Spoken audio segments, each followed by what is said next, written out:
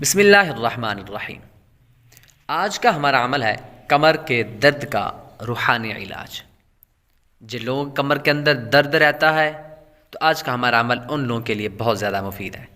فجر کی سنتوں اور فرضوں کے درمیان، یعنی فجر کی سنت ادا کریں اور ابھی فرض ادا نہیں کیے تو ان دونوں کے درمیان ہر بار بسم اللہ الرحمن الرحیم کے ساتھ 41 بار سورہ فاتحہ پڑھیے مدت تا حصول شفا۔ ایک صاحب کا کہنا ہے الحمدللہ عز وجل، میں نے یہ روحانی علاج کیا تو میری کمر کا درد چلا گیا، میری کمر کا درد دور ہو گیا۔